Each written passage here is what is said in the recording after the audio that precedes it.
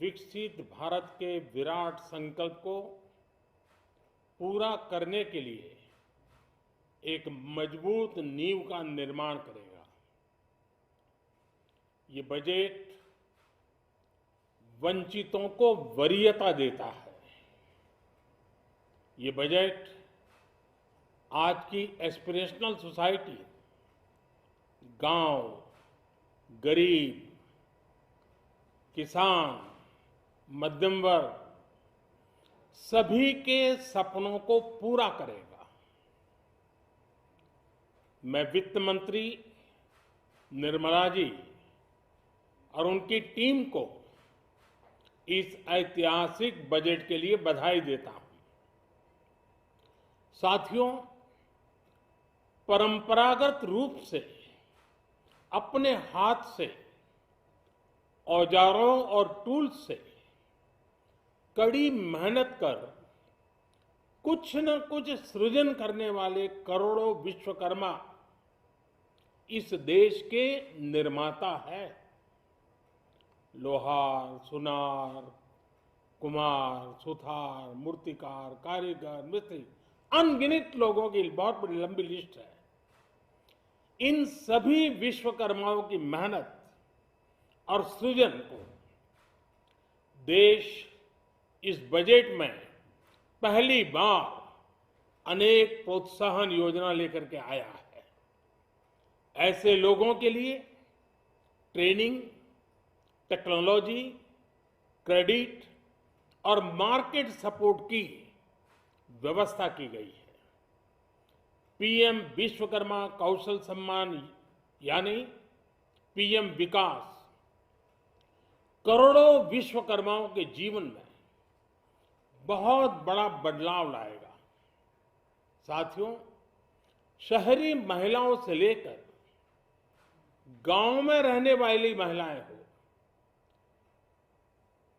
कारोबार रोजगार में व्यस्त महिलाएं हो या घर काम में व्यस्त महिलाएं हो, उनके जीवन को आसान बनाने के लिए बीते वर्षों में सरकार ने अनेकविध कदम उठाए हैं।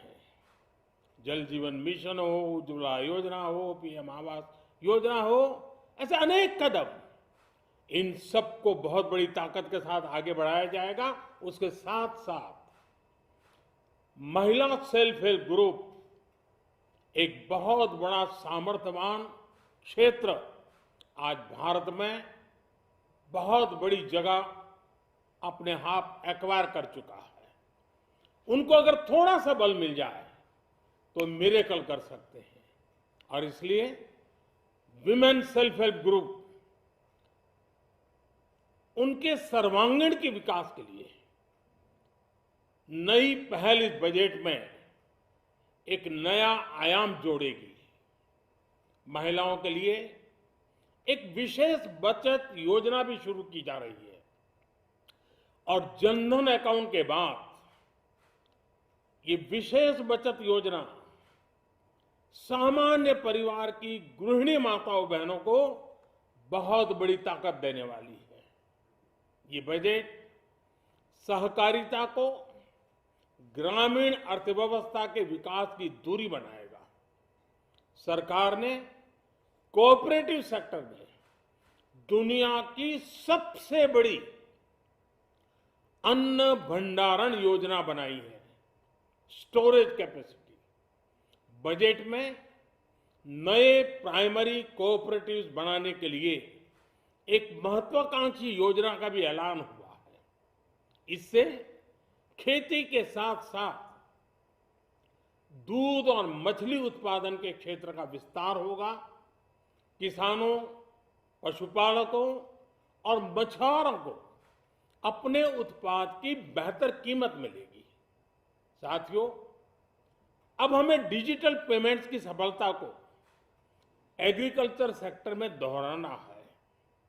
इसलिए इस बजट में हम डिजिटल एग्रीकल्चर इंफ्रास्ट्रक्चर की एक बहुत बड़ी योजना लेकर आए हैं।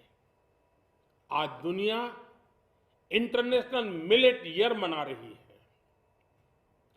भारत में मिलेट्स के अनेक प्रकार हैं, अनेक नाम हैं।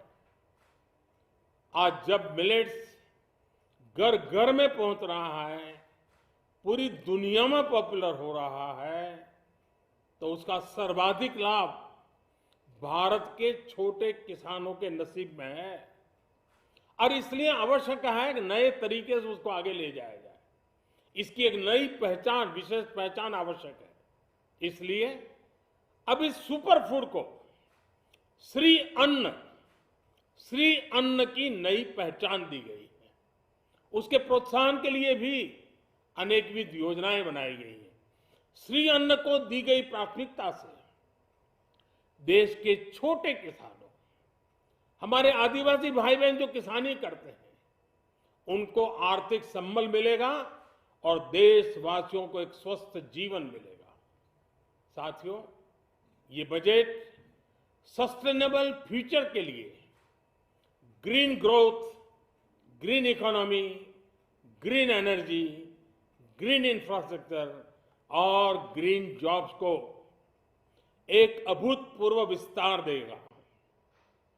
बजट में हमने टेक्नोलॉजी और न्यू इकोनॉमी पर बहुत अधिक बल दिया है। एस्पिरेशनल भारत आज road, rail, metro, port, waterways, हर क्षेत्र में आधुनिक इंफ्रास्ट्रक्चर चाहता है। नेक्स्ट जनरेशन इंफ्रास्ट्रक्चर चाहिए। 2014 की तुलना में इंफ्रास्ट्रक्चर में निवेश पर 400% से ज्यादा की वृद्धि की गई है। इस बार इंफ्रास्ट्रक्चर पर 10 लाख करोड़ रुपए का अभूतपूर्व इन्वेस्टमेंट भारत के विकास को नई ऊर्जा और तेज गति देगा। ये निवेश युवाओं के लिए रोजगार के नए अवसर पैदा करेगा, एक बहुत बड़ी आबादी को आय के नए अवसर उपलब्ध कराएगा। इस बजट में ईज ऑफ डूइंग बिजनेस के साथ साथ हमारे उद्योगों के लिए क्रेडिट सपोर्ट और रिफॉर्म्स के अभियान को आगे बढ़ाया गया है। एमएसएमईज के लिए 2 लाख करोड़ रुपए के अतिरिक्त ऋण की गारंटी की व्यवस्था की गई है। अब प्रिजम्पटिव टैक्स की लिमिट बढ़ने से एमएसएमईज को ग्रो करने में मदद मिलेगी। बड़ी कंपनियां द्वारा एमएसएमईज को समय पर पेमेंट मिले, इसके लिए नई व्यवस्था बनाई गई है। साथियों, बहुत तेजी से बदलते भारत में मध्यम वर्ग, विकास हो या व्यवस्था हो, साहस हो या संकल्प लेने का सामर्थ्य हो, जीवन के हर क्षेत्र में आज भारत का मध्यम वर्ग एक प्रमुख धारा बना हुआ है।